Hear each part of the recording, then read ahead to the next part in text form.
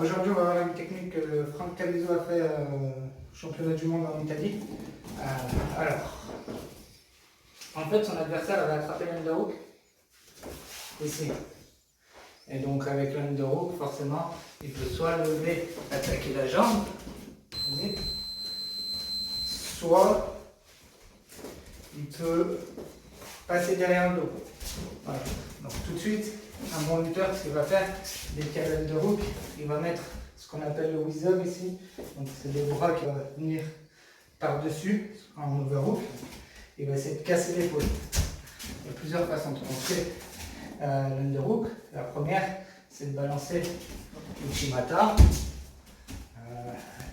Après, la deuxième, c'est de venir ici et de casser le grip. Il y a plein d'autres. Ce que Calliso a fait, c'est qu'il a utilisé la force de son adversaire pour faire ce qu'on appelle un pass-by. Donc, son adversaire poussait, et puis il est venu le balancer ici, et il a ramené sa jambe ici, en gardant sa main ici. Donc, il est venu avec l'underhook, il a laissé mettre la pression, et il est venu juste ici, exactement. Une fois qu'il était ici, en fait, ce qui s'est passé, c'est que cette jambe-là, elle est totalement bloquée, il ne peut plus rien faire. Donc, il s'est servi de ça. Il a posé sa main au sol parce qu'il était déséquilibré, mais il s'est servi de ça pour pouvoir enchaîner avec une technique. Donc on va voir ce qu'il a fait maintenant. Vas-y, ma pression, je pousse, bim, je décale ma jambe, je ramène ici. Maintenant ce qu'il a fait, c'est très simple, c'est qu'il est venu ceinturer, vas-y, mets ta main un peu plus comme ça, il est venu ceinturer ici, il l'a soulevé et il l'a jeté en tombant avec lui. Je ne le fais pas parce qu'il lui a cassé la côte en faisant ça. Ça, c'était l'idée du mouvement. Dans la vitesse, je crois qu'il n'y a même pas besoin de récupérer le bras. C'est juste jeter en soulevant. Donc on met la pression. Bim, bim.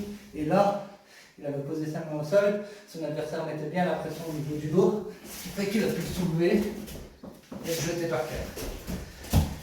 Je remonte. Hop. Il utilise son adversaire, bim, il décale, il revient ici, et là à partir d'ici, il soulève, et il décale. C'est une technique qui est intéressante, avec la force, il a été obligé de poser sa main au sol et de le jeter et de tomber avec lui.